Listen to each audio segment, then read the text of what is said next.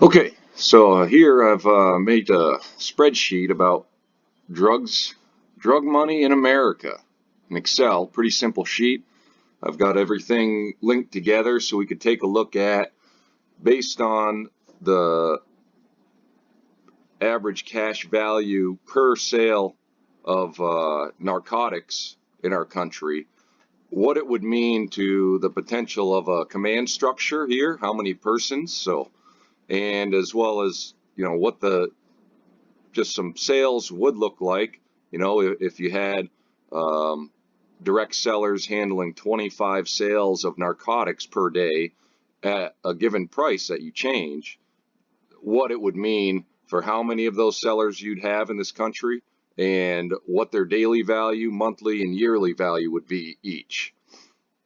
And then up the chain, uh, how many people, so if you had a command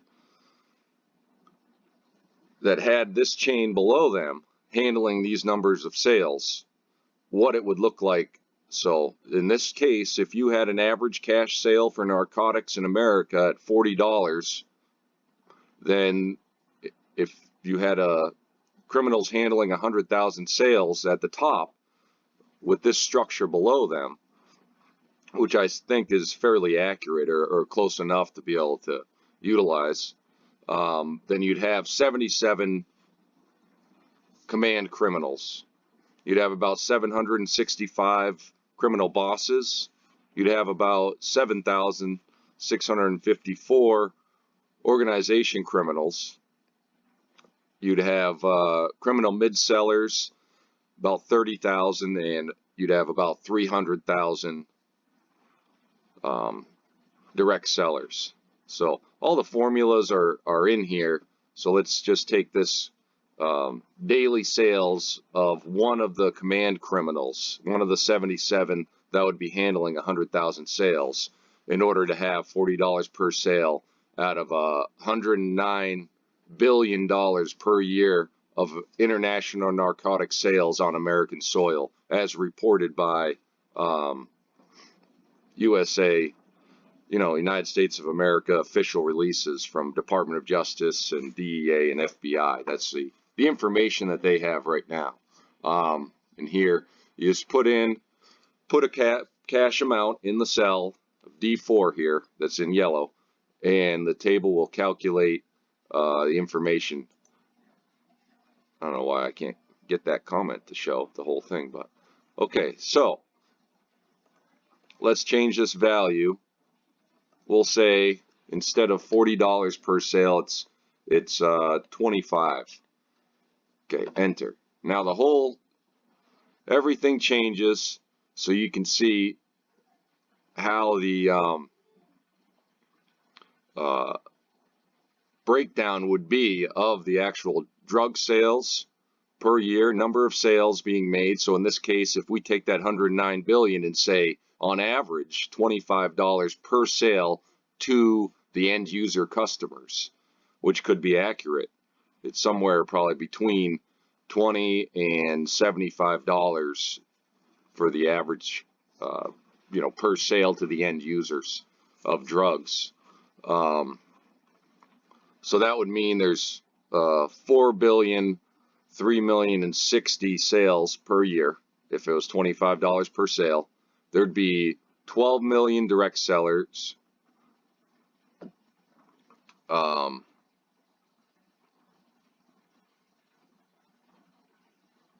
No, 12 million sales per day. Excuse me. I haven't looked at this in several months, although I'm publishing it today, 10 May 2020. You'd have 888,000 direct selling criminals pushing drugs at $25 per sale, making an average of 625 per day, 19,000 per month, 228,000 per year per criminal, per direct seller criminal. This would be the revenue, not necessarily what they're making, but the revenue they're generating with illegal drug activity. And you see that the command criminals they went up to 122 because we lowered the amount of the average sale. And this has stayed the same. I've formatted the table to say, let's just take people, let's say an average direct seller, criminal direct seller sells 25 units a day of drugs at an average cost of $25. And then $250 for his boss where he gets his drugs. He's probably selling 250 $25 units of narcotics. The next guy up the criminal chain in the organization criminals, there'd be 12,000 of them, and they'd be handling about 1,000 sales each. And daily, through their sub-network of these other criminals, you could see that one of these persons would have 1/12,000th of this amount of people. I should probably add a cell that shows how many people are underneath each of these. So for this guy, one of these people, if you divide the rest of these numbers by 122, you get how many sales per day he'd be responsible for, and how many direct sellers, mid sellers, organization criminals, and criminal bosses one would be responsible for. So in this case, we can do some easy math. He'd have about 100 bosses underneath him, one criminal in this case, if one criminal was passing down 10,000 sales. And then he'd have 1,000 approximately organization criminals working underneath those 100, so that's 100 each. And then the numbers really start to get a lot bigger. So each organization criminal, if this chart is correct in any way, then each organization criminal, you could see, would have about, what would it be? If we divide that by 1,000 of them, so about 4,000 people that work in his network as mid sellers, pushing the drugs down to the direct sellers. But really, the notable information in this chart is that the narcotics, international narcotic sales on American soil, really should be sort of an easy game for authorities to bust, to get rid of. It shouldn't be that difficult to find the command criminals, the capital C criminals. 122 of them if it's $25 a sale. Let's change this again, and we'll just see if we do an average of $10 per sale. Even then, at $10 per sale, you still only have about 306 command criminals. And those would be the people responsible for the logistics of moving the large quantities of drugs to the criminal bosses, who move it to the organization criminals, who move it to the mid sellers, who move it to the direct sellers. And of course, this isn't some rigid military style operation where direct sellers might work directly with organization criminals, and people probably move up and down in the chain of command here. But the command criminals would be the same personalities. Those people aren't going to swap out very often.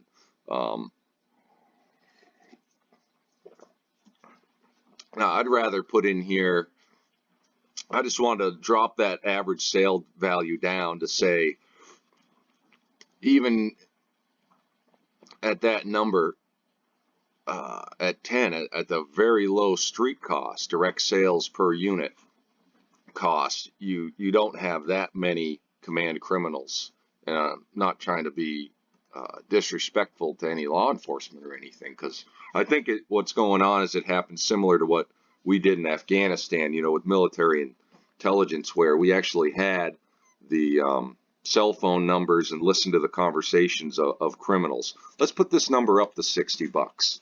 Let's say, on average, a unit of drugs, of illegal narcotics, a unit of that in America cost about $60.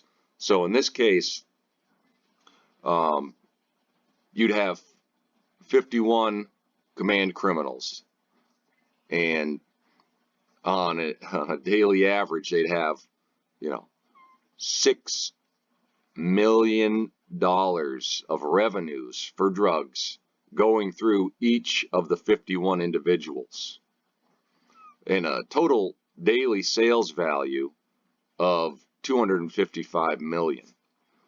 So it's just pretty disturbing numbers to realize that in this country, despite spending billions and billions and billions and billions between federal, state, and local officials to wage the war on drugs, the illegal narcotic sales in America is still at $109 billion a year. So it's making revenues equivalent to the amount of expenditures we're doing to, try to combat these bad actors in our society that are polluting our society and devastating the culture here in America, in my opinion. And I believe that's evidenced in a lot of different places. And another thing is that this narcotic sales, it doesn't just have to do with drug addicts and users. This is also a part of the criminal human trafficking network, where people are enslaved basically through hooking them on drugs and then utilizing them by some of these mid-sellers, organization criminals, and criminal bosses and command criminals. They're directly responsible for the human enslavement that we have in a lot of the inner cities and even in small towns. There's usually somewhere that people are being sold. Their bodies are being sold for use, to other criminals. So it's very, very disturbing. And if you look right here, if you had a $60 average unit cost of drugs, of narcotic sales, then you would have a daily sales unit of units would be 5 million. So you'd have 5 million, over 5 million units of drugs being sold per day in America. And out of those 5 million, I'm wondering if there's a statistic somewhere available that I could find to be able to figure out how many of those units that are being sold or utilized are being directly marketed into the human trafficking network. And I suspect a significant amount, based on some of my research. I'd suspect that there's a significant amount. A lot of times, I think these mid-sellers are actually running the brothels and human trafficking, human slavery organizations here in America, and they're also pushing out, if there's about 20,000 of them in this case, with $60 per unit sale. So they'd have about 20,000 of these individuals handling about 250 sales per day, including the human slavery sales that they probably purchase themselves through the slavery revenues to push onto their slaves.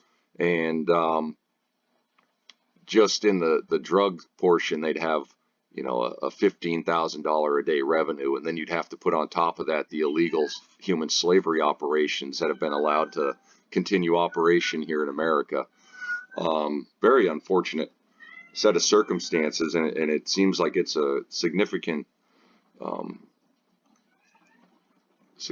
problem that is not being really solved. I know locally we just had an operation performed by law enforcement that did shut down a producer.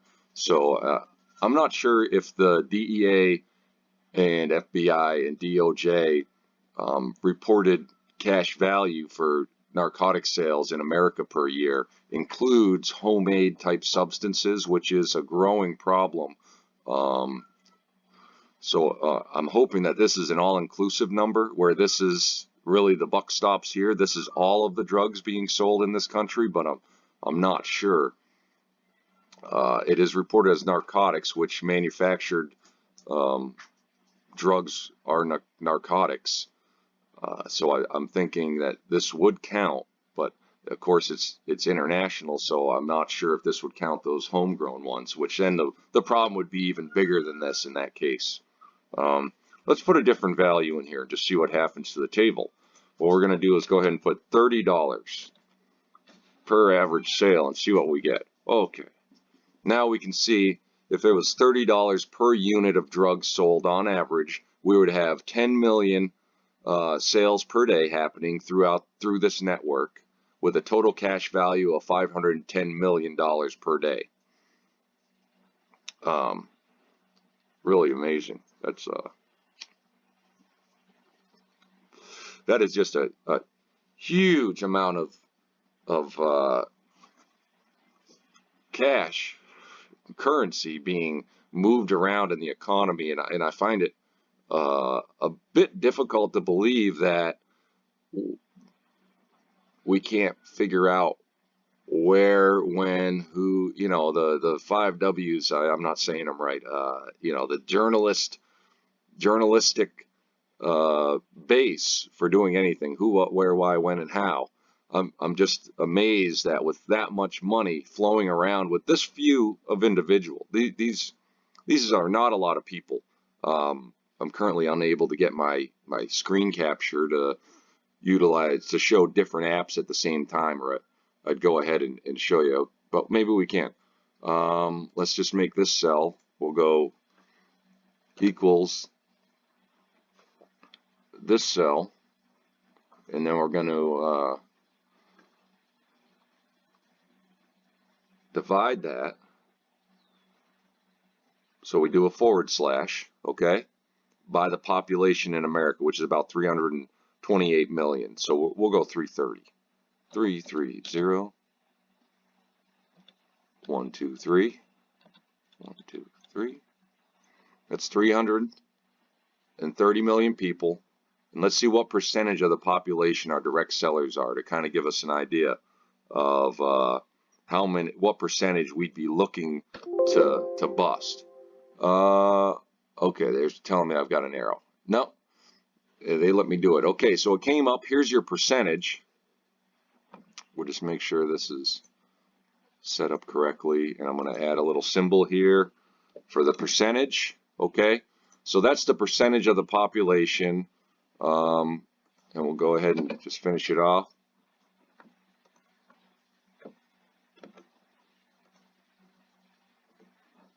Come on over. Okay, it won't let me.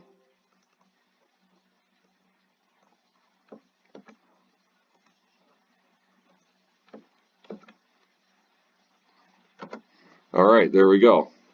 So out of the entire American population,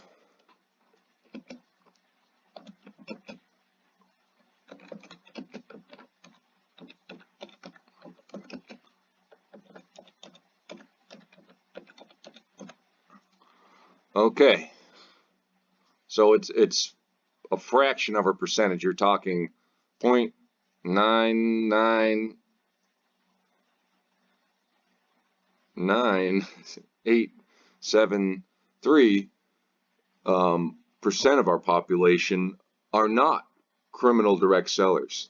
But also, like I said, I believe the lower you go down the chain, the more fluidity there is, the mobility of who's coming in and out of these positions, who's handling the direct sales. I think these people change often and move up and down the chain. So there's a lot of social mobility in this region, where at the command criminal, the top of the hierarchy, the syndicate chain of command here, at the top, these are going to be very, very rigid. These people are not going to change very often. In fact, you see the most violent gang activity when there are changes in the syndicate chain of command, upper echelons. That's when you get gang violence and a lot of issues like that.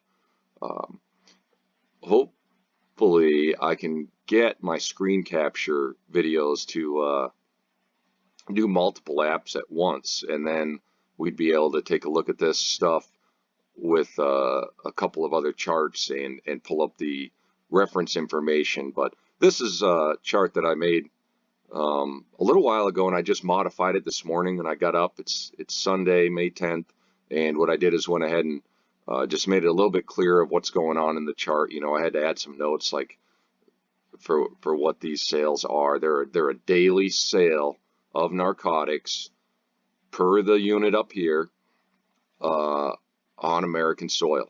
That's what that is. And then this is the corresponding value that each single person that's identified over here would be generating as a revenue.